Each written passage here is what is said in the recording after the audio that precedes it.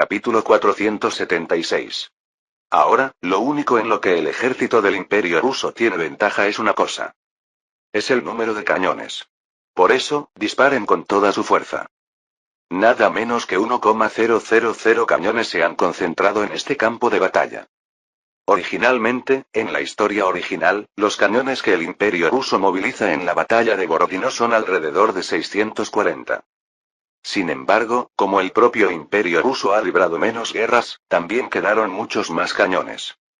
También estaba el punto de que Pavel había reunido cañones mientras se preparaba para la expedición a la India. Como resultado, aunque sean obsoletos, una cantidad tremenda de cañones se concentró en el campo de batalla. Empujar pólvora, hacer rodar el proyectil hacia la boca del cañón, y disparar. Un mecanismo simple, pero por eso más eficiente. ¡Cuán!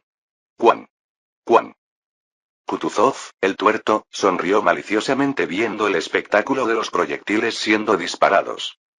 De hecho, la razón por la que Napoleón también empeora en rendimiento cuanto más guerras libra incluso en la historia original está aquí. Es precisamente el problema del aumento drástico en el número de cañones. Si simplemente hubiera sido el aumento del número de ejércitos, o solo el problema de que el oponente aprendiera las tácticas de Napoleón, la Grande Armée habría podido resolverlo de alguna manera. Sin embargo, cuando Austria, Prusia y Rusia, todos aumentaron drásticamente la cantidad de cañones, el aspecto de la guerra cambió. En lugar de las tácticas de Napoleón que decidían la batalla a través de maniobras irregulares, se popularizó la táctica de aniquilar al ejército enemigo con concentración de potencia de fuego. Pero ahora, como Napoleón junto con Eugene había desmantelado o derrotado tempranamente a Austria y Prusia, no había habido ocasión para librar guerra de potencia de fuego. Es decir, incluso Napoleón está experimentando guerra de fuego concentrado por primera vez en Rusia. Por supuesto, Rusia es diferente. Porque tenía experiencia de guerra acumulada luchando contra los turcos otomanos hasta ahora.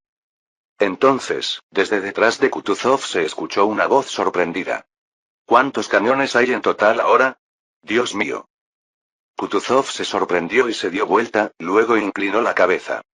200 al frente, 100 en el ala izquierda, 300 en el ala derecha, y en el centro, 450, Su Majestad. Realmente sorprendente. Según sé, yo sabía que incluso en grandes batallas hasta ahora, ambos ejércitos solo podían disparar alrededor de 200 a 300 cañones. Eso no es tan sorprendente. Desde el principio, nuestro ejército imperial reunió todos los cañones del país entero aquí. El zar Alejandro asintió admirado. Pero Kutuzov miró alrededor con expresión un poco descontenta. Que el monarca tome la iniciativa en el campo de batalla aumenta la moral de los soldados, pero también causa desorden en la cadena de mando. Debe enviarlo a la retaguardia pronto. Rodando su único ojo, Kutuzov continuó explicando. Lo que debería sorprenderle es otra cosa.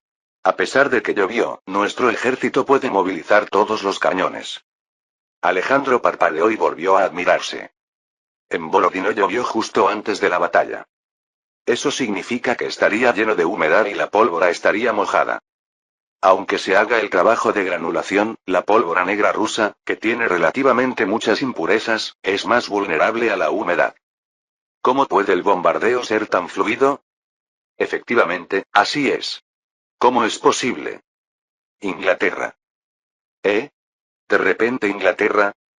Pero de entre la multitud salió un caballero vestido con uniforme verde. Ha pasado mucho tiempo, Su Majestad. Ante un rostro muy familiar, Alejandro se sorprendió nuevamente. Embajador Charles Whitworth, has venido. ¿Cómo es posible? No hay lugar que un diplomático británico no pueda penetrar. Aunque San Petersburgo aún esté en las garras del emperador loco, el contrabando sigue floreciendo. Emperador loco, HMM. Espera. Originalmente el embajador británico que había tratado de asesinar al emperador loco, es decir, al emperador demente Pavel. Charles Whitworth había llegado hasta aquí. Pero, ¿por qué está un diplomático británico en el campo de batalla de Borodino? ¿Estás diciendo que trajiste pólvora británica? Aunque San Petersburgo está en estado de bloqueo, aprovechando que los barcos contrabandistas entran y salen por las costas cercanas, trajo pólvora británica. Inglaterra, al utilizar salitre indio, se enorgullece de tener la pólvora de mayor pureza en Europa. La razón por la que se puede realizar bombardeo incluso mientras llueve es por eso. El ex embajador Whitworth sonrió satisfecho. Correcto, Su Majestad. La razón por la que es resistente a la lluvia era por eso. ¿Cuánta trajiste? No puedo decir que sea muchísima, pero al menos es suficiente para la batalla de hoy. Además. De repente Whitworth brilló en los ojos mientras miraba fijamente el campo de batalla del suroeste. Al menos lo suficiente para matar a ese enano inmoral de Córcega. Más allá del río Colocha, en la zona de colinas bajas que se extiende al suroeste. Allí se ve ondear una bandera grabada en oro con águilas y abejas. Es el emblema que simboliza la casa imperial del Imperio francés. Alejandro asintió y sonrió satisfecho. Bien. Entonces, tan pronto como termine el bombardeo, concentra todas las fuerzas. Mariscal Kutuzov. ¿Qué quiere decir, Su Majestad? Mariscal. No me digas que no lo sabes. No es solo Napoleón quien debe ganar en esta batalla decisiva. Yo también. De repente Alejandro presionó a Kutuzov, que estaba desconcertado. Cuando las formaciones se rompan por el bombardeo concentrado, despliega todas las fuerzas y atrapa a Napoleón. Solo eso me convertirá en el verdadero zar de esta Rusia. De hecho, incluso en la historia original, la razón por la que finalmente se libró la batalla de Borodino fue por Alejandro. Originalmente, los altos mandos del ejército del Imperio ruso, incluyendo a Barclay, querían mantener hasta el final las tácticas de tierra quemada. Sin embargo, fue Alejandro quien cedió a la oposición de los nobles y la facción radical dentro del ejército y exigió la batalla decisiva. Por supuesto, después de la batalla, Moscú se quemó por accidente, así que Rusia ganó, pero fue un momento bastante peligroso. Pero ahora también Alejandro está exigiendo una batalla decisiva. Aunque no conozca la historia, que la batalla decisiva es peligrosa, no hay manera de que Kutuzov no lo sepa. Pero en estos casos, la manera de Kutuzov es utilizar al zar en lugar de oponerse a él. Kutuzov parpadeó por un momento y luego hizo una contrapropuesta. Entiendo. Entonces, présteme la guardia personal de Su Majestad por un momento. ¿Eh? ¿Qué quieres decir con eso? Lamentablemente, actualmente el cuerpo principal no tiene reservas. Kutuzov agitó su bastón de mando, apuntando al campo de batalla y dijo. Exactamente una vez, cuando llegue la oportunidad de romper las líneas enemigas, debemos desplegar todas las fuerzas, Su Majestad. Esto no es mentira sino verdad. Kutuzov deliberadamente indujo bombardeo y batalla confusa, y gracias a eso, la mayoría de las 400.000 tropas están desplegadas en el frente. Además, la unidad de artillería que opera 1,000 cañones no se mueve simplemente, sino que necesita escolta de infantería en formación. ¿Pero hay que atrapar a Napoleón? Entonces naturalmente se necesitan reservas. Actualmente en el ejército del Imperio ruso solo hay una fuerza sobrante. La guardia personal a cargo de la escolta del emperador, las fuerzas de la Leibgardilla. Instantáneamente, el más cercano al zar que servía como comandante temporal de la guardia, Stroganov, gritó sorprendido. Eso es algo completamente sin sentido. Ya basta, Stroganov. Su Majestad, por muy favorable que sea el campo de batalla, la guardia personal debe proteger a Su Majestad. Sin embargo, el zar Alejandro negó categóricamente con la cabeza. De ninguna manera. Mi guardia personal debe atrapar a Napoleón. No, debe matarlo. Juzga tú y despliégala. Aunque un poco más racional que Pavel, Alejandro también es hijo de Pavel. Era idéntico en decidir impulsivamente y confiar en su intuición. En la historia original, por eso Alejandro fue victorioso. Cuando Kutuzov estaba a punto de hacer el saludo militar, el estruendo de cañones resonó en el cielo. ¿Cuán? Era el sonido de 1,000 cañones obsoletos, o cañones unicornio rusos originales, golpeando el campamento militar francés. Otro emperador que hasta ahora había estado tranquilo se desconcertó. ¿Qué está pasando? ¿Por qué hay tantos cañones? Seguramente llovió. Originalmente Napoleón es de origen artillero. Por eso se enorgullecía de conocer los cañones mejor que nadie. Pero el imperio francés está siendo bombardeado. Y eso cuando se está realizando bombardeo concentrado desde el campamento ruso, donde seguramente debería haber muchos proyectiles que no exploten porque llovió. Más rápido y fuerte que Francia. Es algo que no puede evitar que Napoleón entre en pánico. El mariscal Berthier detuvo al emperador que parecía estar a punto de saltar en su caballo y salir corriendo. Su Majestad, cálmese por ahora. ¿Cómo voy a estar calmado? Mi grande armée. Mis soldados están muriendo. Dios mío, retírense inmediatamente. Aún quedan reservas, Su Majestad. Berthier reportó con tono categórico. La guardia, el sexto cuerpo, y los cosacos. La guardia de Lannes, el sexto cuerpo de Bernadotte, y la caballería ligera cosaca de Platov que había sido retirada a la retaguardia. El imperio francés aún tiene capacidad. Originalmente en la historia original, Napoleón se cansa tanto de la tremenda guerra de desgaste que no puede desplegar la guardia. Pero ahora existen reservas además de la guardia. Napoleón apenas calmó su excitación y murmuró: no puedo confiar en los cosacos. Especialmente si la situación es desfavorable. Enviaré un mensajero a Bernadotte. Dile que venga rápidamente. Ahora mismo. Antes de que las formaciones se rompan. Entonces llegó la situación en que las fortificaciones centrales fueron penetradas nuevamente. ¿Cuán? ¿Cuán? En la situación donde se está realizando bombardeo concentrado, el ejército del Imperio ruso inició la carga. Locos. ¿Cargan en esa situación? No tienen proyectiles explosivos. Por eso el daño no es tan grande como se piensa. Pero aún así bombardean donde están las tropas aliadas. Eso es realmente decir a los soldados que mueran. Incluso Napoleón, que había experimentado toda clase de caos, gritó estremeciéndose. Esto no es guerra. Es masacre. Sin embargo, gritar no hará que el imperio ruso repentinamente despierte al humanitarismo. Mientras el bombardeo continúa sin cesar, la grande armée francesa comenzó a retirarse al encontrarse con los soldados del imperio ruso. Por muy valientes que sean los soldados, ante los proyectiles no hay héroe. Lannes, que en la historia original también murió por un proyectil, salió corriendo. Dios mío, Su Majestad. Las formaciones están colapsando. Iré yo. Napoleón miró alrededor. ¿Debería desplegar la guardia? Pero Bessieres ya había sido desplegado. Lannes es ciertamente valiente, pero es un poco insuficiente para mostrar poder de penetración en esta situación. En un instante, la persona adecuada entró en los ojos de Napoleón. No, tú no puedes.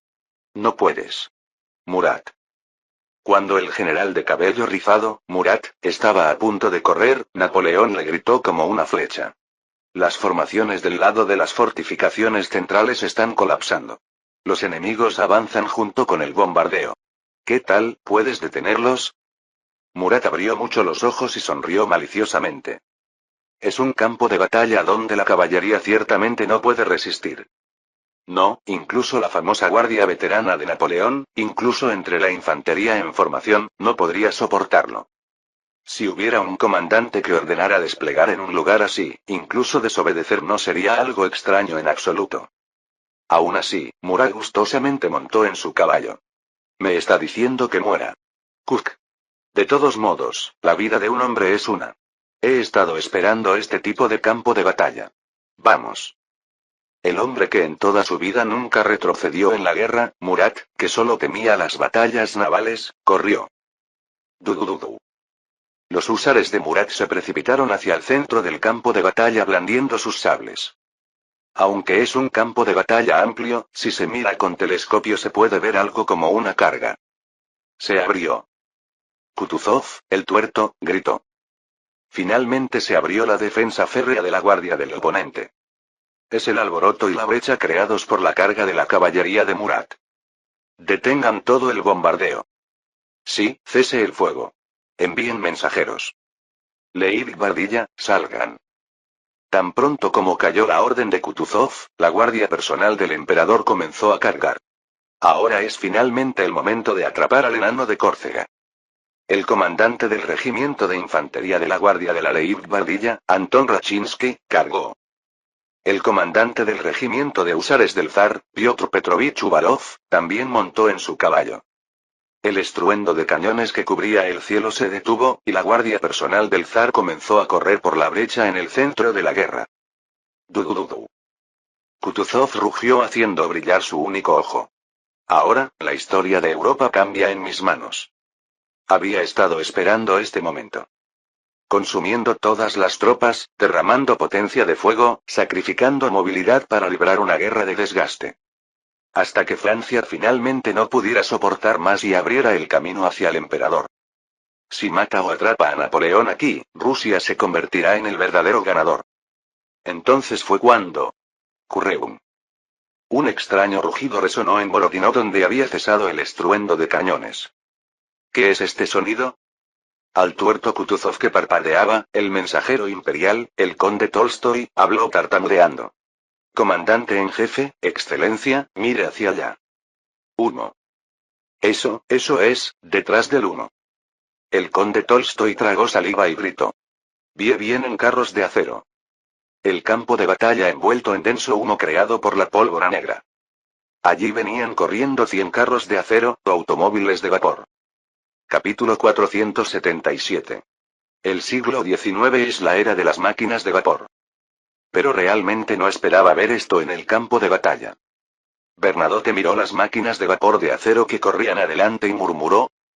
¡Tic! Con 2 metros de ancho y 4 metros de largo, verdaderamente parecen enormes carros de acero. Pero lo que realmente se ve aterrador son los escudos protectores de acero. La protección para el conductor hecha para bloquear balas y las bocas de rifle que sobresalen provocan una sensación extrañamente espeluznante. Por supuesto, el rugido del vapor quita incluso el tiempo para pensar en eso. Para Bernadotte, que veía tal cosa por primera vez, era algo que lo dejaba sin aliento. Entonces Marceau se acercó tranquilamente montando a caballo, calmó a su caballo y respondió. Yo tampoco esperaba usar esto en Rusia. ¿Estaban experimentando con cosas así con los turcos, mariscal Marceau? Parece que ha vivido de manera muy interesante. Hubo muchas cosas bastante interesantes, pero esto no es eso, general superior Bernadotte. Esto vino de Egipto. El duque de Constantinopla, Marceau, torció los labios y se burló. Increíblemente, Egipto es probablemente el lugar donde se realizan más experimentos en el territorio del Imperio francés actualmente. Excepto por Nueva Francia. Originalmente, Eugene había mostrado por primera vez en el mundo automóviles de vapor en el campo de batalla durante la expedición egipcia. Sin embargo, como Europa era demasiado campo de batalla y era algo mostrado experimentalmente, no se conocía muy bien. Desde entonces, Eugene y el cartel Beauharnais habían investigado y usado principalmente automóviles de vapor en Nueva Francia. Pero en Egipto también Augereau había estado mejorando continuamente automóviles de vapor de manera independiente. Precisamente esos automóviles de vapor fueron transportados por aire a través del Mar Negro y llegaron hasta aquí. Cuando Marceau estaba recordando las dificultades del transporte y negando con la cabeza, Bernadotte, que había estado admirando solo la apariencia, preguntó apresuradamente. Entonces, ¿cuál es el rendimiento de esos automóviles de guerra, abreviando tanques? ¿20 kilómetros por hora? Por supuesto, esa es la velocidad máxima, y normalmente es afortunado si alcanza 10 kilómetros por hora. Además, como los verdaderos carros de guerra antiguos, necesita un conductor de carro por separado. Pero como han instalado escudos antibalas, parece más ventajoso para las cargas. A Bernadotte, que tragaba saliva, Marceau le hizo un gesto negativo con la mano. No pueden bloquear el fuego concentrado de infantería. Solo son útiles contra caballería. Aunque están cubiertos con escudos protectores de acero, no es suficiente para bloquear disparos de cerca. Si eso hubiera sido posible con la tecnología de esta época, no habría razón para que los coraceros murieran por disparos en primer lugar.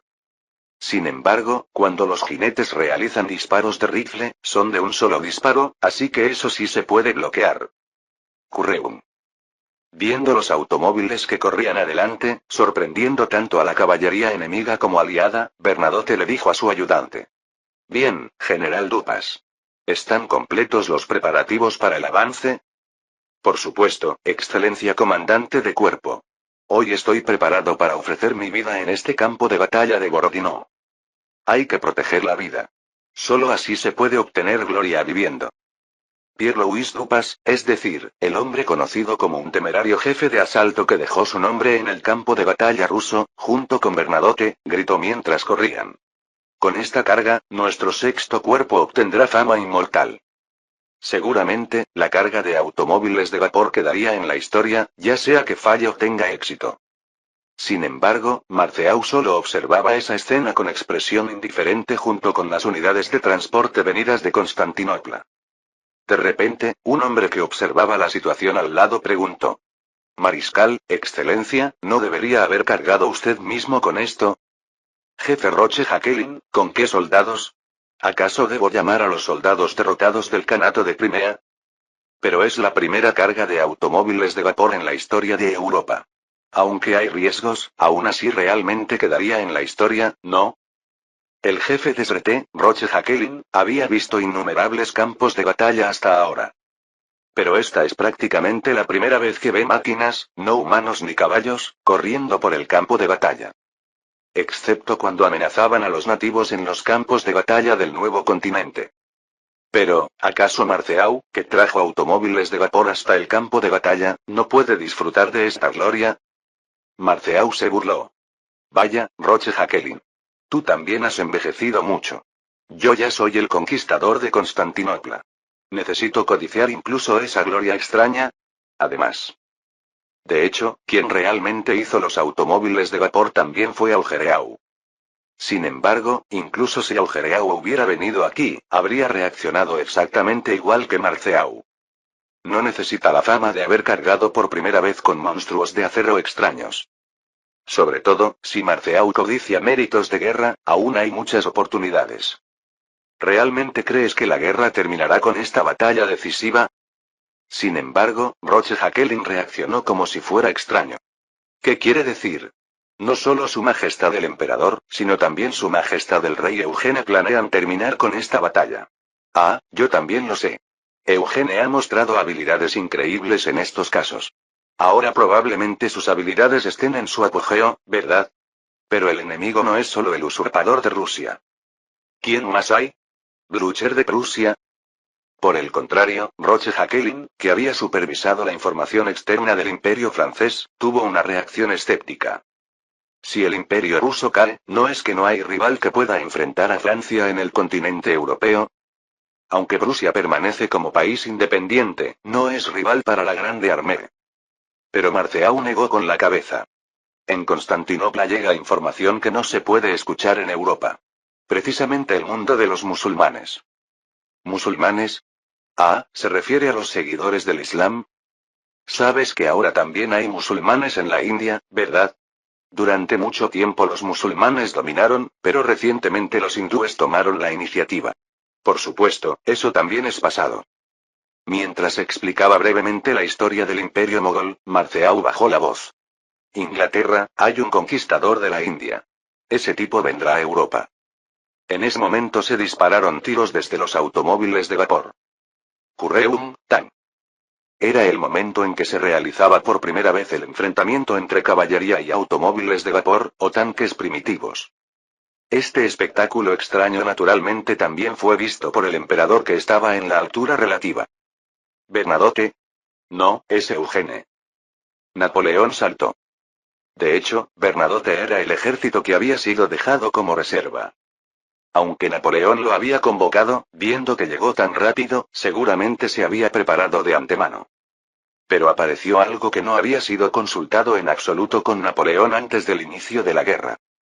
El jefe de Estado Mayor Berthier también se desconcertó y sacudió la cabeza. Su Majestad, ahora eso, en fin, parece que esa cosa extraña está atacando a la caballería pesada enemiga. Llamen a Poniatowski. ¿Eh? Napoleón miró a Berthier con ojos brillantes y gritó. Díganle que apoye la retaguardia de Murat. Murat es bueno para irrumpir, pero no es hábil en defensa y combate cerrado. Ahora es cuando los ulanos de Polonia deben actuar. ¿Qué significado histórico tengan los automóviles de vapor es otro problema? Lo importante ahora es que la carga de automóviles de vapor ha detenido a la caballería de la Guardia del Imperio ruso. Además, es una situación donde incluso los regimientos de infantería en formación están desconcertados y vacilando. Este es el momento en que la caballería de lanza polaca, o ulanos, debe actuar. Su Majestad, iré yo. Lannes saltó, pero Napoleón volvió a rechazar. No, Lannes, tú vienes conmigo. ¿Eh? Espera. Aún no ha llegado el momento decisivo. Si Rusia resiste esa ofensiva, podría comenzar un contraataque. Napoleón observó el centro. Esta guerra no es un campo de batalla donde chocan ejércitos pequeños, sino verdaderamente grandes ejércitos.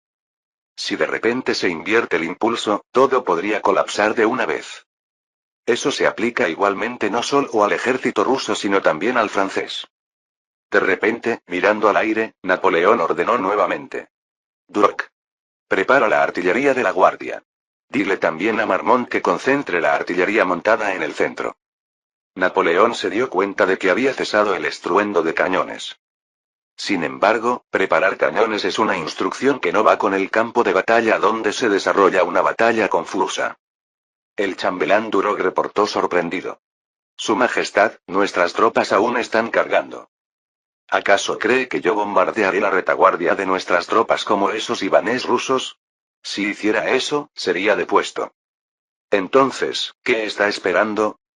Napoleón volvió a mirar el frente central. Bernadotte no puede irrumpir. Pero si son Murat y Poniatowski, o tal vez. Aún ni Massena en el ala derecha ni Oudinot en el ala izquierda han enviado noticias particulares. Entonces significa que en esta batalla es difícil desplegar la manœuvre sur les derrieres, es decir, la maniobra estratégica de penetración por la retaguardia. La penetración central es la respuesta. Si Murat irrumpe, eso podría decidir la batalla. Si eso no funciona. Si es Eugene, podría ser capaz de penetrar la profundidad enemiga. En un instante, resonó ruidosamente el sonido de los relinchos de los caballos polacos que corrían. Y en el centro comenzó a desarrollarse una batalla sangrienta de caballería. El tuerto Kutuzov también ve este tipo de campo de batalla por primera vez. Al frente están los extraños monstruos de hierro. En el flanco están los húsares franceses, no, los ulanos polacos. Se lanzó al campo de batalla en 1760, así que han pasado exactamente 50 años. Durante ese tiempo ha visto innumerables veces cómo cambian los principios de la guerra. Pero el espectáculo de carros de acero corriendo por sí mismos, no humanos ni caballos, es una primera vez incluso para Kutuzov. Kutuzov, que había estado con la boca abierta por un momento, finalmente recuperó el sentido y gritó. Envíen el regimiento de granaderos de la guardia personal hacia esos monstruos de hierro. Comandante en jefe, excelencia, entonces serán aniquilados. Solo necesitan retrasar el tiempo. No sé qué es, pero debe moverse con carbón. Entonces se detendrá cuando se acabe el combustible. El juicio de Kutuzov es preciso. Sin embargo, la situación de que el enemigo está penetrando las brechas del Imperio ruso no cambia. Para detener esta situación, finalmente hay que enviar humanos, es decir, soldados. Kutuzov, que revisó las fuerzas restantes, ordenó al ayudante conde Mikhail Andreyevich Miloradovich. Que la caballería de la guardia detenga a los húsares enemigos. Hasta que los regimientos de infantería en formación maten a todos los ulanos polacos. Miloradovich corrió apresuradamente para ejecutar la orden.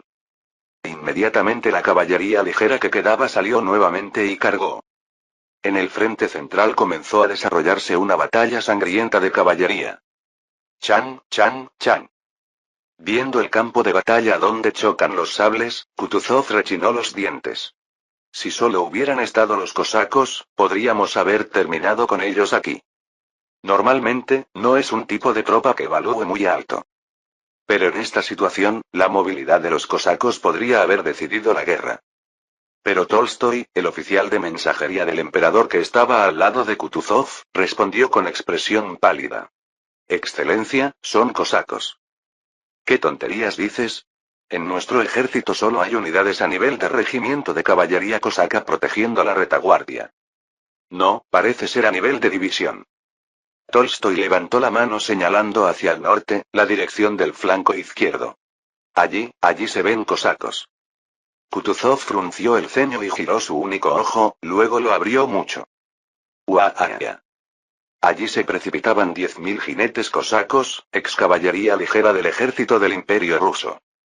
Capítulo 478. En un campo de batalla extenso es imposible defender todo el frente. Este lugar es precisamente la brecha. Corran.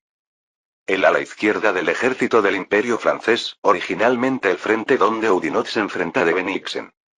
Sin embargo, también era la posición donde habían estado estacionados los cosacos que Napoleón había mantenido alejados del cuartel general. El ala izquierda también es el extremo norte en el campo de batalla donde Francia y Rusia se enfrentan de este a oeste. Mientras Oudinot se enfrentaba a Bennigsen, la caballería ligera cosaca corrió por la derecha de Bierta. Shoot. Shoot. Shoot. Aún es una época en que el fuego continuo de caballería montada solo es posible con rifles de retrocarga estilo Beauharnais. Sin embargo, entre los tipos de tropas del Imperio ruso, solo la caballería ligera cosaca era capaz de fuego rápido. No con rifles, sino con arcos. Los jinetes cosacos dispararon flechas hacia el ejército del Imperio ruso, que en realidad había sido aliado hasta hace exactamente un mes. Pero extrañamente, delante de ellos corría un hombre de uniforme negro. Yo. Húsares, no, cosacos. Corran. Derroten a los enemigos. Oye, señor oficial de mensajería. Tú no eres nuestro comandante, no des órdenes. Ah, eso es natural. Su Alteza Platov. El hombre de uniforme negro, exactamente vestido con el uniforme del ejército de Nueva Francia, Lasalle, guiñó un ojo. Pero si realmente quiere convertirse en rey, debe ganar hoy sin falta. El comandante de caballería cosaca, Platov, frunció el ceño. Pero el oponente es Lasalle, el jefe de asalto de Eugene que se hizo famoso en Austerlitz. El hombre que penetró el ejército del Imperio austríaco liderando solo 26 jinetes, recorrió el nuevo continente como su propia casa, y ahora corre por la llanura rusa. Incluso los cosacos, que normalmente desprecian a los soldados que no son jinetes nómadas, tenían dificultades para ver a Lasalle de esa manera. Platov resopló y dirigió a sus subordinados. HMPH, incluso sin que digas eso, lo haremos bien por nuestra cuenta. Carga. No, giren. ¿Qué? De repente Lasalle cambió bruscamente de dirección y gritó en ruso corto. Si entramos más aquí seremos devorados. Todos síganme. Incluso los cosacos que no sabían bien francés comenzaron a seguirlo por impulso. Verdaderamente una habilidad ecuestre rápida como arreando ovejas. Efremov silbó y siguió detrás de Platov. Ese tipo parece más nómada que nosotros. ¿Es momento de admirar? Efremov, sígueme. Sí. Ataman. Lo básico de las tácticas de caballería nómada es hit and run, es decir, golpear y huir. Pero por el contrario, Lasalle, que ni siquiera era nómada, estaba enseñando tácticas de caballería de maniobra a los cosacos. Entonces alguien del lado del Imperio ruso gritó y salió corriendo. Enfréntense y luchen. Derroten al enemigo, a los traidores. El subcomandante Ilovaisky reportó. Es Bagration. El águila de Grucia, Bagration, estaba cabalgando liderando la caballería pesada. Originalmente, considerando que Bagration había estado desarrollando una batalla de ruptura en las fortificaciones centrales, es una maniobra tremenda. Viendo que las filas centrales se destruían, Bagration giró en sentido horario y corrió hasta el ala izquierda. Pero se encontró con la caballería ligera cosaca en el ala izquierda. Platov gritó como un lamento. Ja, vaya. Solo necesitamos hornear el pan que ya está listo. ¿Qué hacemos? Bagration es el mejor comandante de caballería de Rusia. Si chocamos así. Es difícil cambiar aquí. Seguimos avanzando. ¿Eh? Platov estaba ordenando a Ilovaisky cuando abrió mucho los ojos. ¿Qué está haciendo ese autoproclamado húsar? Eso era exactamente lo que pensaban los 21 miembros de la caballería de la Guardia del Virrey de Nueva Francia que corrían con Lasalle. Los jinetes que habían acompañado la penetración de los 26 de Lasalle durante la antigua expedición italiana.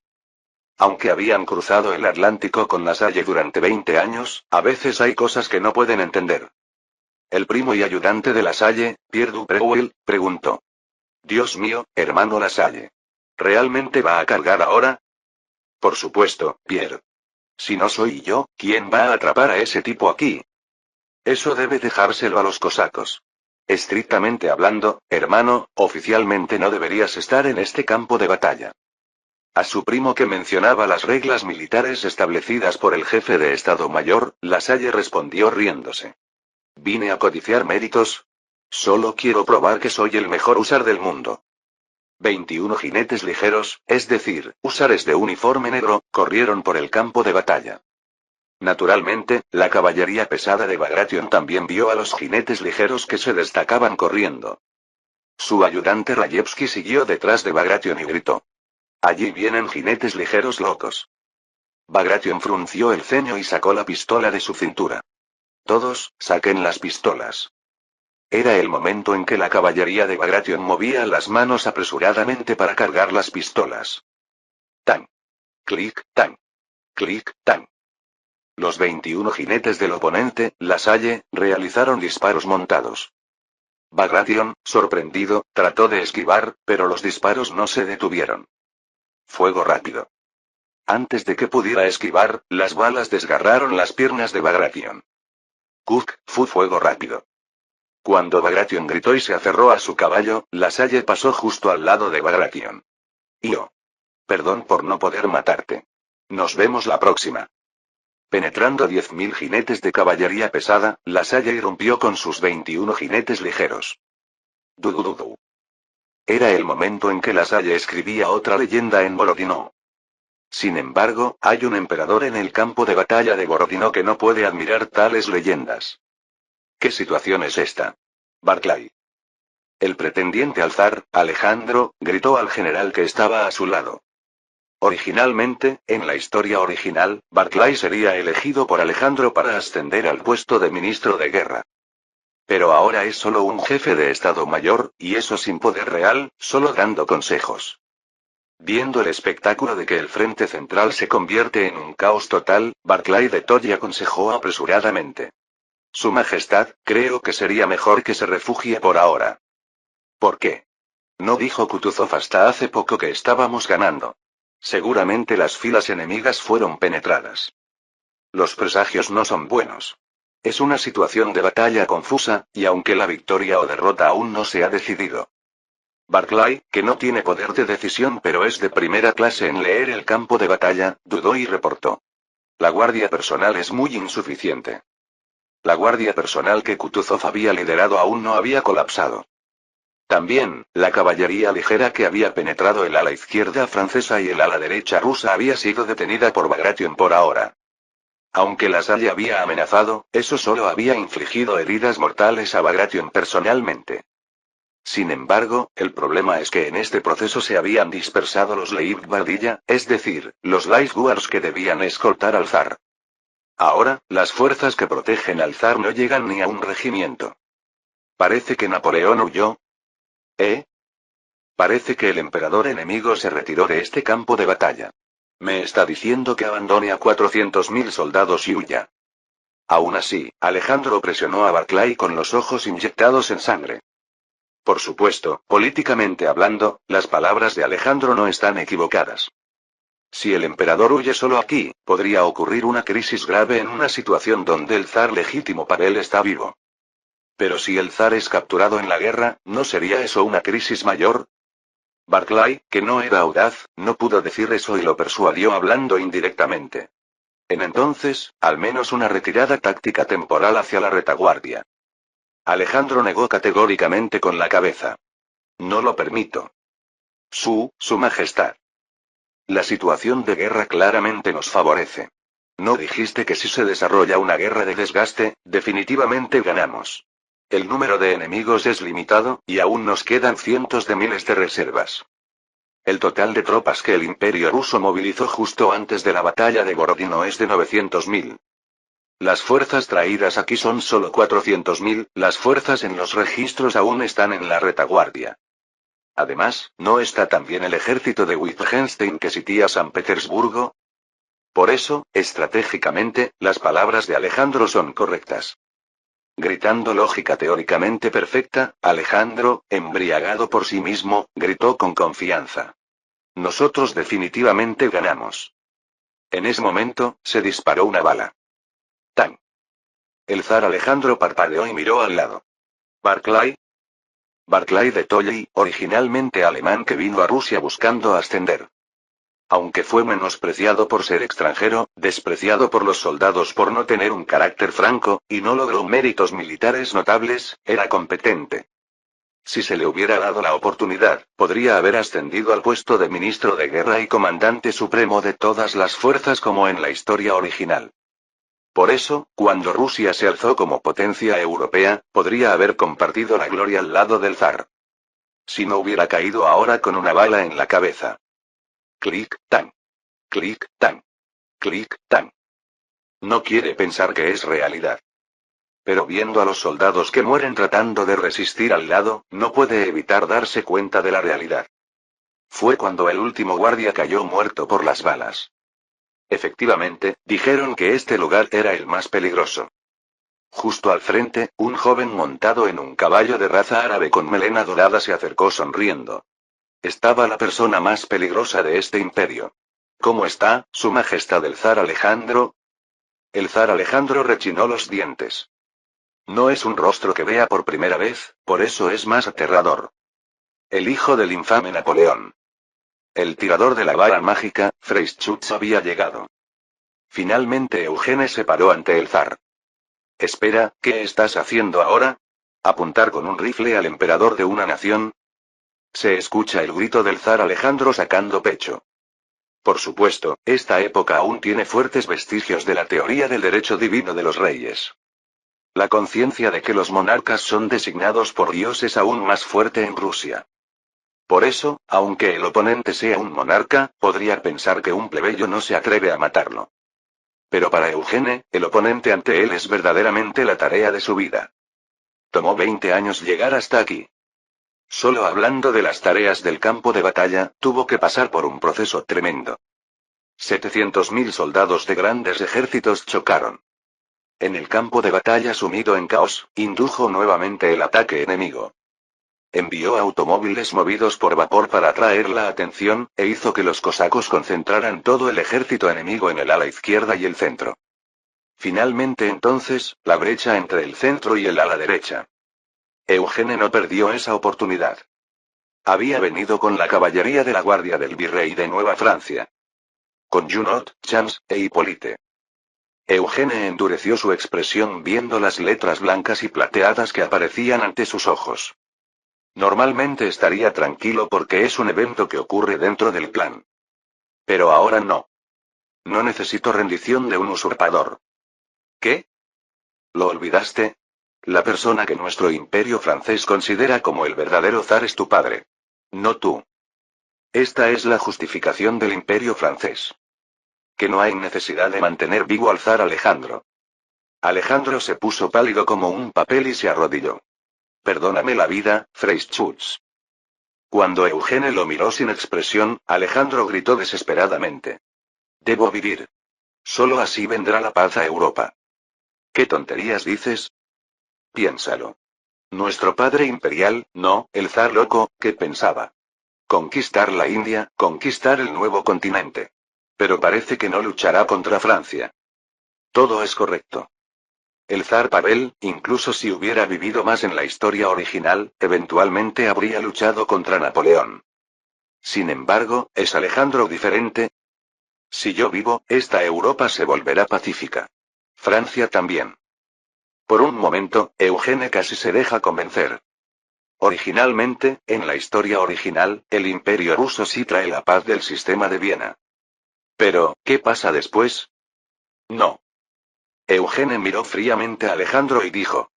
Tus descendientes oprimirán y masacrarán al pueblo. Eso espera. ¿Qué es eso? Y estúpidamente se lanzarán a la guerra, fallarán y hasta perderán el trono. La pistola de Eugene apuntó a la cabeza de Alejandro. Ese es tu futuro, y el de los Romanov. Lo que ocurre en la historia original en el futuro. Los Romanov eventualmente caen. De hecho, aunque es algo que hacen los descendientes de Nicolás I, el hermano de Alejandro, no el propio Alejandro. Alejandro, con expresión injusta, o expresión absurda, gritó como protestando por un futuro que aún no había ocurrido. Entonces, ¿qué es diferente ahora? Si el zar muere aquí, ¿qué sería diferente exactamente? Al menos los Romanov y tus descendientes, o parientes, permanecerán como monarcas. Alejandro aún no tiene hijos, pero sí tiene una hija. Tan. 15 de agosto de 1809, 4:44 p.m. 10 horas después del inicio de la batalla. Borodino.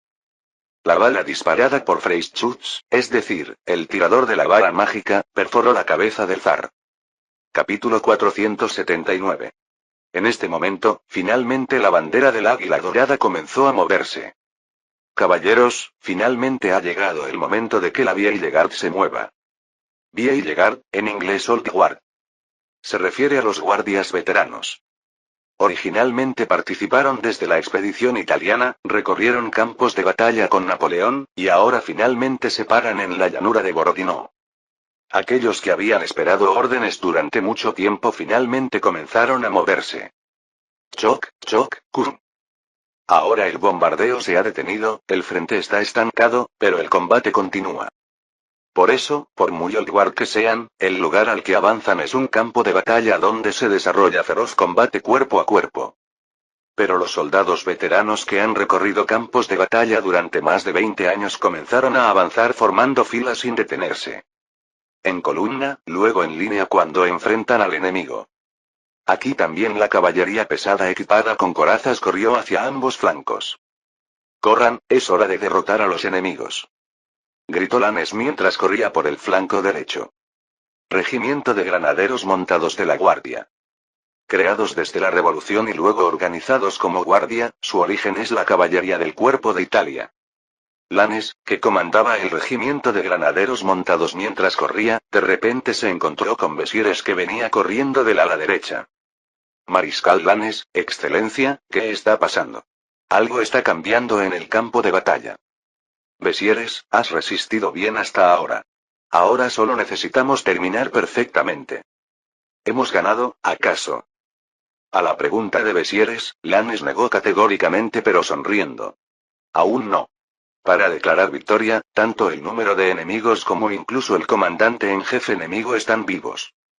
Claramente el flujo del campo de batalla ha cambiado completamente hacia el lado francés. Sin embargo, el Imperio ruso ha concentrado nada menos que 400.000 soldados en este campo de batalla. Además, los soldados rusos no retroceden aunque la batalla se vuelva desesperada, a menos que falte exactamente una cosa. Precisamente la orden de retirada.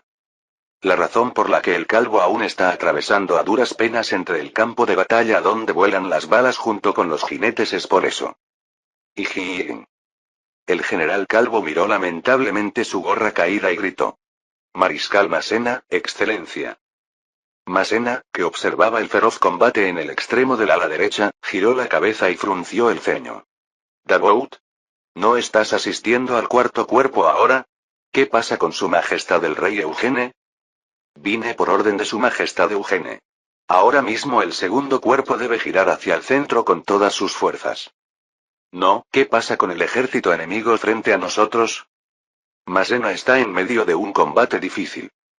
Especialmente porque Bennigsen, que está a cargo del ala izquierda del Imperio ruso, hace hábilmente avances y retiradas temporales, no puede romper y está teniendo dificultades. También es una situación donde en la mañana llamó a Bessieres pero terminó perdiendo la caballería. ¿Y aún así venir al centro? Justo cuando pensaba que era una petición irrazonable aunque hubiera decidido ponerse del lado de la línea de Eugene, el subcomandante del cuarto cuerpo, Davout, reportó. Su majestad Eugene dijo. Bennigsen es astuto, así que definitivamente se retirará. No hay necesidad de perseguirlo, concéntrense en aniquilar al ejército central. Massena miró al subcomandante del segundo cuerpo, Suchet. ¿Ese de allí era Bennigsen? No lo sabía porque no había bandera. Eso también va con el apodo de Zorro del Norte. Excelencia, ¿realmente va a escuchar? Si acaso el enemigo ataca por sorpresa por el flanco. Suchet, me enorgullezco de superar al rey Eugene en todo lo demás en el campo de batalla, pero hay exactamente una cosa que admito que me falta. ¿Sabes qué es? Antes de que Suchet pudiera responder, Massena levantó su bastón de mariscal y lo agitó. Capacidad de evasión de peligro. Eso es, el rey Eugene, aunque solo vaya a lugares peligrosos, es así. Es algo que todos los del cuerpo de Italia saben. Todo el ejército, avance hacia el centro. Hay otro campo de batalla donde el bastón de Mariscal Dorado se mueve vigorosamente en el aire. El lado opuesto de Borodino. Es el cuarto cuerpo que lucha en el ala izquierda francesa, en el extremo norte. En el centro del cuarto cuerpo había un hombre cubierto de sangre observando el avance de la división de infantería. De repente, un viejo capitán con gorra torcida corrió al lado del hombre. Uf, uf, uf. Mariscal Oudinot, excelencia. Oudinot miró al viejo capitán mientras se limpiaba la sangre y levantó las cejas. ¿Un mensajero? Parece que ya te vi antes, te veo otra vez. Es una petición del jefe de Estado Mayor Berthier, excelencia. Que gire hacia el centro. ¿Por qué? Ahora nuestro tercer cuerpo está destrozado por recibir demasiados morteros enemigos. Además, el enemigo aún resiste obstinadamente. Hacia Oudinot, que resultó herido por fragmentos de mortero, el viejo capitán Chaubain hizo el saludo militar y dijo. Parece que el zar murió o fue capturado. El bastón de mariscal de Oudinot se detuvo, y Chaubain reportó rápidamente. Su Majestad el Rey Eugene penetró el campamento principal enemigo. Aquí, se observó que disparó al zar, y llegó un mensaje urgente al Estado Mayor General. ¿No será mentira? Es seguro. Por supuesto, la unidad de asalto de Eugene no envió el mensajero directamente. De hecho, después del ataque en profundidad, Eugene está demasiado ocupado escapando de los infantes rusos enfurecidos. Sin embargo, los espías enviados por Roche Jacqueline corrieron por el campo de batalla, presenciaron el ataque de decapitación y regresaron para reportar. Instantáneamente, Oudinot saltó sobre su caballo. Todo el ejército. Todos, hacia el centro. Ahora es el momento de dar todo. Hasta ahora, el segundo cuerpo en el ala izquierda francesa, en el extremo norte, había librado la batalla más difícil. El general oponente es Alexander Ivanovich Osterman Tolstoy. Aunque es primo del conde Tolstoy, no es alguien que quedó en la historia solo por eso. Originalmente en la historia original, es un general valiente que evita la aniquilación del ejército del Imperio ruso por sus méritos en la batalla de Eylau. Actualmente, como nunca luchó en Eylau, el ejército del Imperio francés encontró al conde Osterman por primera vez. Pero el arte militar del valiente conde Osterman es el mismo en la historia original y ahora. Gracias a eso, Oudinot, que valora la ortodoxia, enfrentó varias crisis donde casi muere. Ya el general de morteros, no, el general Mortier que lo había seguido hasta justo al lado, lo siguió. ¡Viva Bonaparte! Francia, para siempre. Gritando lo mismo que los gritos que resonaban en toda el ala izquierda, no, en todo Borodino. El comandante en jefe tuerto aún no conoce el cambio repentino en el campo de batalla. Preparen los cañones, preparen los cañones. Esa es la única esperanza que queda. Ante él están las unidades de automóviles de vapor de Bernadotte que no se detienen. A lo lejos se ven los húsares de Murat que continúan cargando. Si sigue así, es muy probable que eventualmente el ejército central no pueda resistir y las filas sean penetradas.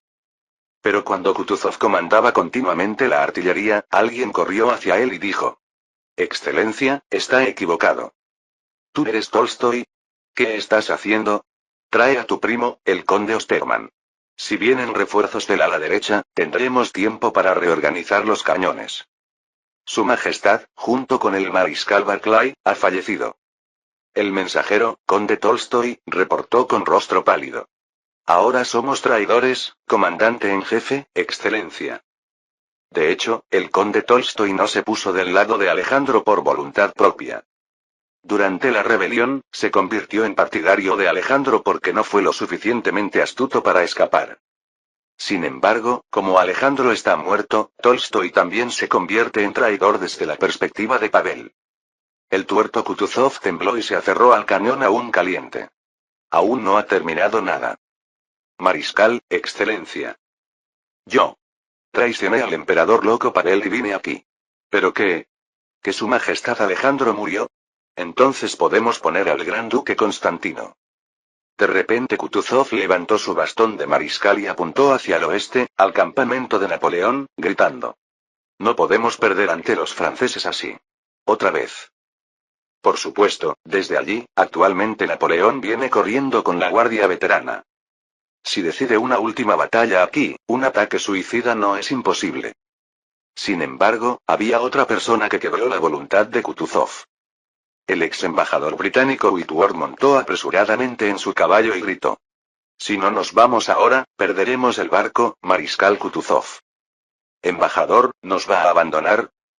«Estoy diciendo que apuntemos a la próxima oportunidad».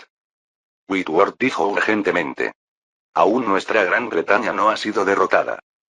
Por un momento muy breve, Kutuzov reflexionó. Si Kutuzov hubiera decidido una batalla final aquí, el imperio francés también habría sido envuelto nuevamente en dificultades. Originalmente, incluso en la historia original, al final de la batalla de Borodino, Kutuzov abandona completamente el campo de batalla. Normalmente en tales casos deberían perecer, pero por el contrario, debido a que el sistema de mando se volvió un desastre, el imperio francés experimenta una tremenda guerra de desgaste sangrienta. Es un resultado extraño nacido de las batallas de grandes ejércitos nunca experimentadas hasta ahora y la obediencia pasiva a órdenes característica de los soldados rusos. ¿Realmente Kutuzov atravesará el corazón de Napoleón? Kutuzov rechinó los dientes y saltó sobre su caballo. «Ya veremos, Napoleón». Y Freyschütz. El recuerdo de haber sido capturado antes en Adrianópolis determinó la huida de Kutuzov. ¡Uaaa! A lo lejos se precipitaba el imperio francés, la Grande Armée. Hasta ahora, Napoleón y la Grande Armée, el imperio francés, nunca habían experimentado este tipo de guerra. ¡Aac! Madre, me muero. Los gritos que se escuchan por todas partes a pesar de haber ganado son en francés. Especialmente porque muchos reclutas participaron en esta expedición, hubo muchas bajas jóvenes. Los médicos militares y enfermeros de las unidades médicas que recorren todas partes gritaron: «¡Ambulancia! General Larrey, excelencia, necesitamos carros. Rápido, carguen al paciente. ¿Dónde está la unidad de enfermería? Pronto vendrá la unidad de enfermería de la Orden de Caballeros de Socorro. Ah, allí veo a la general Pauline, excelencia». Cuando el ayudante, médico militar Alexandre Urbain Iván, estaba a punto de gritar, Pauline se acercó y gritó: «Dios mío, transporten al paciente. Rápido». Porque un paciente con las piernas destrozadas se estaba muriendo. Especialmente en esta batalla de Borodino, hubo más bajas por el bombardeo inicial que por el combate. Aunque el imperio ruso no tenía proyectiles explosivos, solo el poder de impacto de los proyectiles causó un daño tremendo. Secándose el sudor frío, Pauline miró a Larrey. Larrey también está cubierto de sangre por cuantas cirugías hizo en el campo. Realmente es tremendo. Incluso habiendo ganado, es así. Sí. De hecho, uno querría ayudar también al ejército enemigo, pero ni siquiera tenemos suficientes manos para nuestras tropas. Mi hermano, no, Su Majestad el Emperador estará bien. Larrey miró a un general ruso moribundo, chasqueó la lengua y desvió la mirada. Parece que ya está celebrando. A lo lejos se ven Napoleón y los mariscales gritando de júbilo. Lannes, Junot, Massena, Oudinot, Marceau, aquí incluso Berthier, normalmente sin expresión.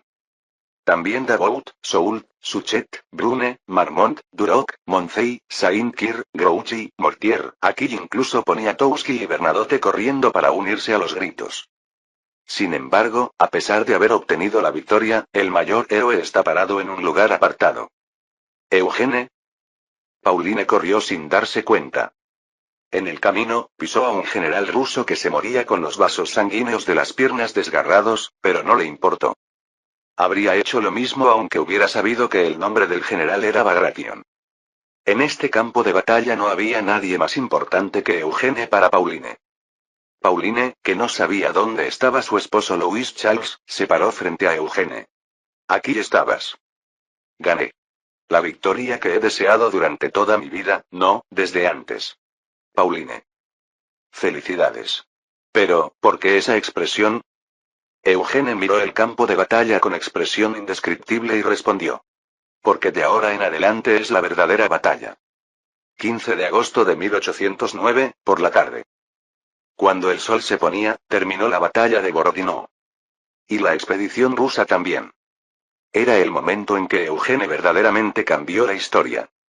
Junto con Napoleón, los mariscales y la Grande Armée. Capítulo 480. De repente sopló una fuerte tormenta de lluvia y viento. Uyik.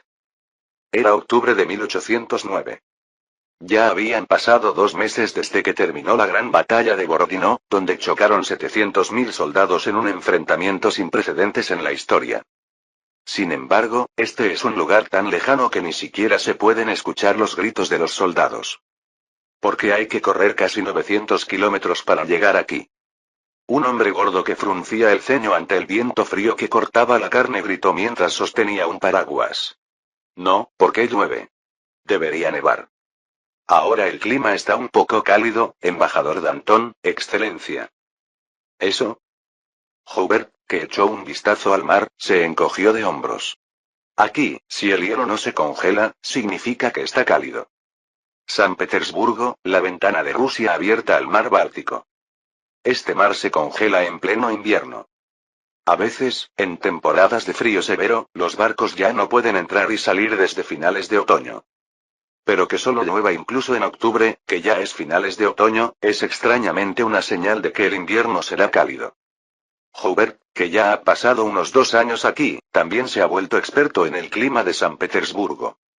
Por supuesto, aún no se acostumbra y piensa que es un clima extraño.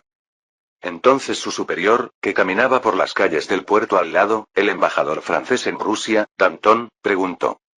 Hubert, me preguntaba desde antes, ¿cómo diablos cruzaste Siberia? ¿Eh? ¿De repente ahora? Bueno, sufrí tremendamente.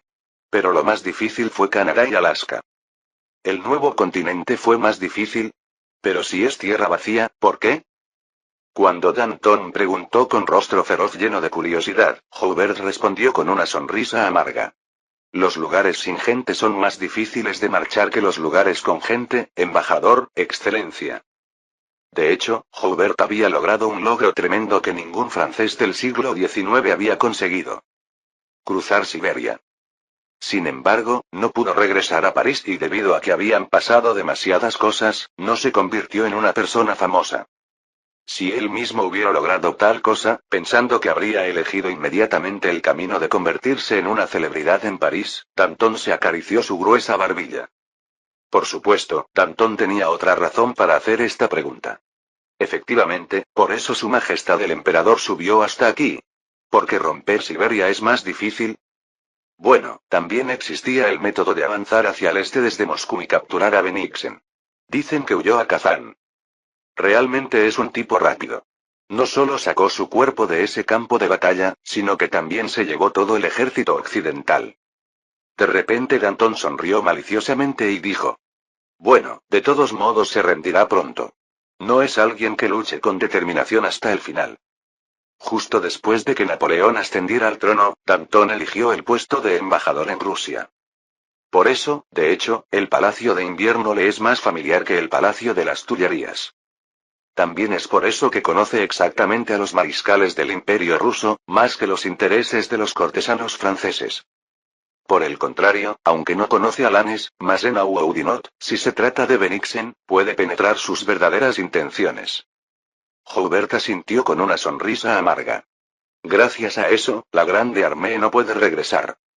Si Moscú no hubiera ardido, podrían haber partido desde allí para la conquista de Kazán. Pero ya se quemó todo y no queda nada, ¿verdad? Que la única herencia que dejó el príncipe heredero Alejandro fuera las cenizas de Moscú es realmente paradójico. DSK. Han pasado 2 meses desde que terminó la gran batalla, pero el ejército del Imperio francés aún está en Rusia. Sin embargo, no están temblando en las cenizas de Moscú como en la historia original. Por el contrario, la Grande Armée está viviendo en un ambiente mucho más lujoso que el ejército del Imperio ruso.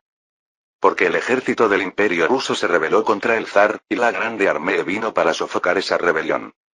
También por eso están estacionados en San Petersburgo con la bienvenida de Pavel, que ahora se ha convertido en el único zar del imperio. Nada menos que 300.000, en realidad aproximadamente 250.000 tropas extranjeras excluyendo las bajas, han tomado control de la capital del Imperio ruso. Por supuesto, para Danton, como embajador francés en Rusia, que había obtenido enormes beneficios durante este tiempo, es una oportunidad dorada. Danton torció los labios y preguntó. Por eso debemos aprovechar esta oportunidad. ¿El zar está inestable últimamente? ¿Eh? Bueno, supongo. Su humor va de bueno a malo. Es una buena oportunidad para recibir títulos nobiliarios del Imperio ruso. Los ojos de Danton brillaron de manera inquietante. ¿No eres tú también el héroe que salvó al zar y logró toda esta gran obra? Deberías conseguir al menos un ducado. De hecho, si no hubiera estado Joubert, el Imperio ruso ya estaría bajo los pies de Alejandro, sin mencionar la guerra civil. Si el Imperio francés hubiera atacado en esa situación, seguramente habría recibido la resistencia de todos los soldados y civiles del Imperio. Entonces no podrían haber ganado minimizando las pérdidas como ahora, y tampoco podrían haber pasado el invierno cómodamente en la capital. Por supuesto, desde la perspectiva del ejército del Imperio francés, era una situación donde no podían regresar a casa y estaban atados. Pero el verdadero instigador del estallido de la guerra civil imperial, Joubert, dio una respuesta inesperada. No, gracias. Si voy a recibir un título, prefiero el nuevo continente. ¿Qué, te gustan los lugares sin gente? No es eso, sino que me gustan los lugares con buen clima y tierra amplia. Si va una vez a Florida, entenderá mi corazón, embajador, excelencia. Por un momento, mirando el mar occidental con ojos que añoraban Florida, Joubert sonrió. Bueno, tal vez Su Majestad Eugene me otorgue un título español. Si es así, algún lugar del nuevo continente podría convertirse en el territorio de Joubert. Pensando que México cálido no estaría mal, Joubert frunció el ceño. Porque de repente sopló un viento fuerte. Ajustándose el cuello del abrigo, Danton gritó. Demonios, todo esto solo tiene significado si podemos regresar a Francia. Maldición, que Jesús nos maldiga. ¿Qué clase de clima es este? Enfrentando la lluvia y el viento que ahora se convertía en aguanieve, Joubert asintió. Realmente es un clima terrible. También el suelo. Por muy bienvenidos que sean en la capital, si no fuera por este clima, la Grande Armée ya habría regresado. Por el contrario, mientras el clima esté así, es difícil que el gran ejército regrese a casa. A menos que repentinamente Inglaterra abra el mar. Chapoteo, chapoteo, chapoteo. El embajador y el oficial militar caminaron por el camino que se había convertido en lodo. Un clima que hace imposible que un gran ejército se mueva, que convierte incluso las ciudades en lodazales. En medio de la Rasputitsa. El Palacio de Invierno, un lugar que se hará famoso en la historia original por la revolución, está lleno de los gritos proféticos del emperador. Oh, Salvador de Rusia. Verdadero guía del mundo. Emperador de Occidente. Originalmente Napoleón se esfuerza por llevarse bien con Rusia otorgando al zar el título de Emperador de Oriente. Esto es naturalmente porque consideraba la conquista de Rusia como una tarea casi imposible.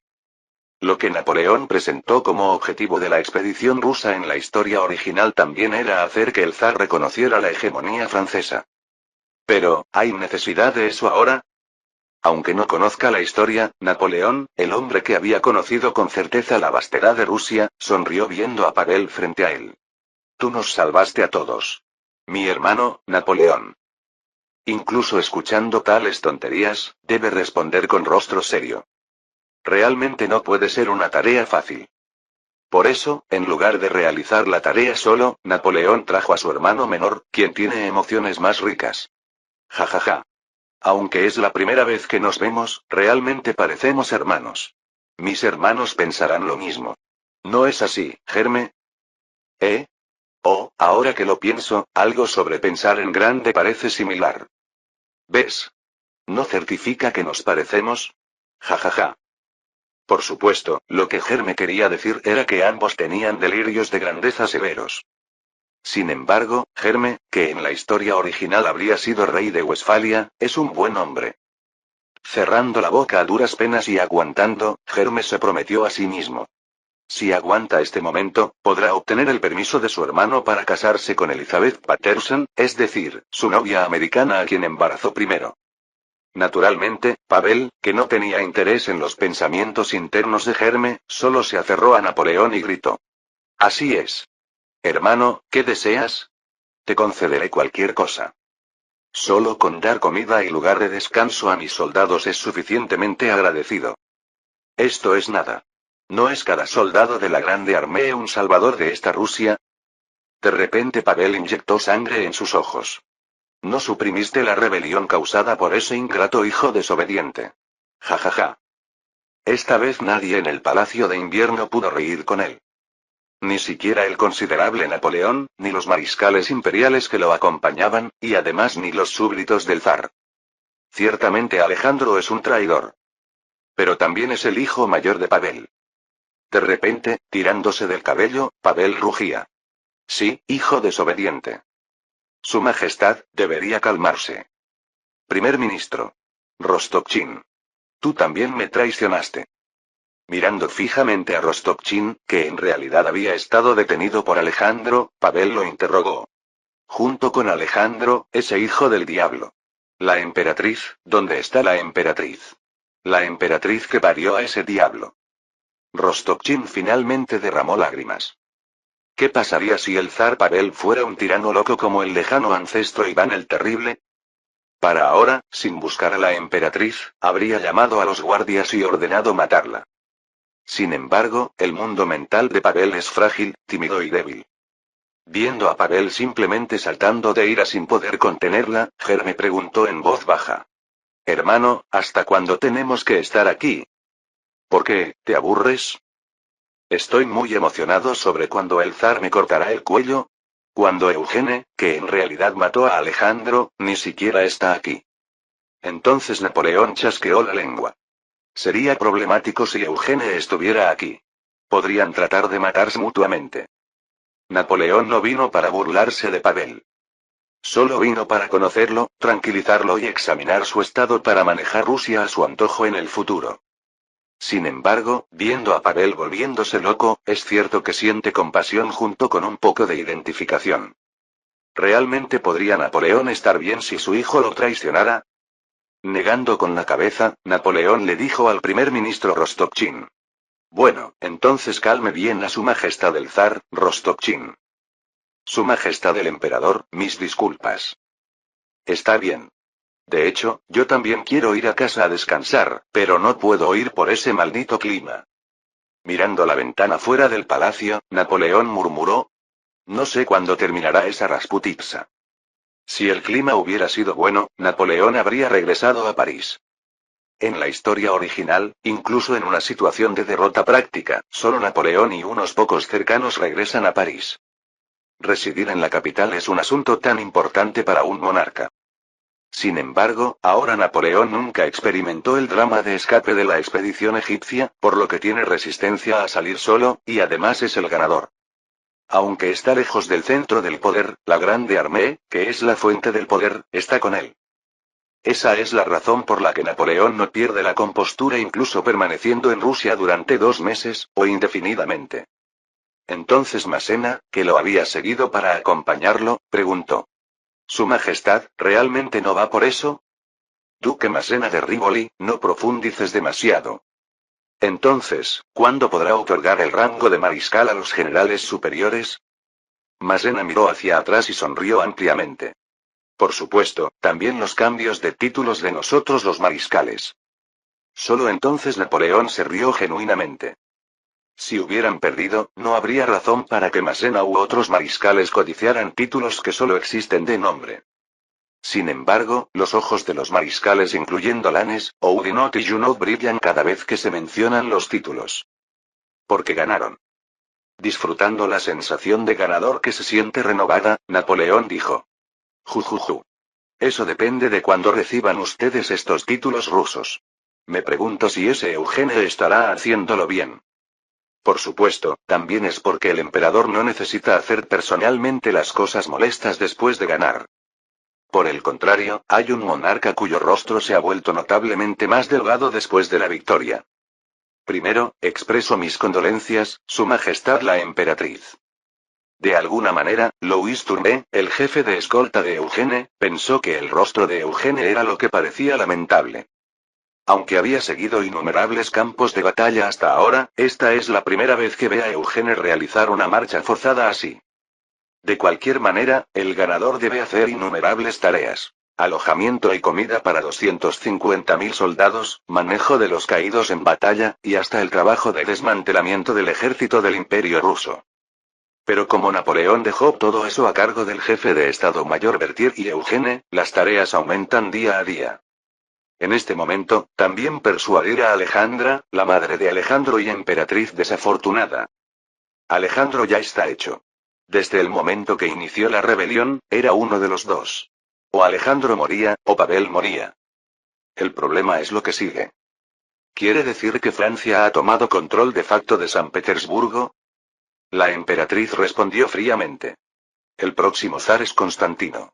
Esto no lo puedo ceder. Constantino es el segundo hijo de Pavel.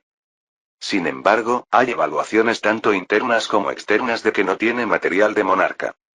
Probablemente la emperatriz también habría elegido a otro si hubiera tenido alternativas. Cuando Tournai estaba a punto de chasquear la lengua internamente, Eugene abrió la boca. ¿Debe haber necesariamente solo una persona como monarca? ¿Qué dice? El difunto príncipe heredero Alejandro, aunque inició una rebelión, tenía sus razones. ¿Sus hijas deben ser abandonadas así? Eugene miró a la emperatriz con ojos delgados y dijo. Además, ¿qué pasará con los otros hijos? En esta situación, si ni siquiera pueden convertirse en monarcas, ¿cree que estarán a salvo de la ira de su majestad Pavel? Todo era correcto, así que la emperatriz que guardaba silencio preguntó. ¿Qué quiere, rey Eugene? ¿Permaneciendo en Rusia mientras abandona incluso su país? Rey. Es decir, el monarca de España. Solo entonces Tournai recordó el hecho que había olvidado durante la expedición. Napoleón no es el único que es un monarca ausente ahora. ¿Realmente en qué estado está España? ¿Acaso todo el país está envuelto en rebelión y la reina Marie o el príncipe Carlos están en peligro? A diferencia del jefe de escolta, Eugene respondió con rostro tranquilo. Cuando pase este invierno, espero que Rusia se convierta en varios países. Porque amo mucho a Rusia. Esta es la razón por la que Eugene decidió permanecer en Rusia este invierno. Hasta que termine la Rasputitsa. Para cambiar la historia para siempre. Fin del capítulo 480.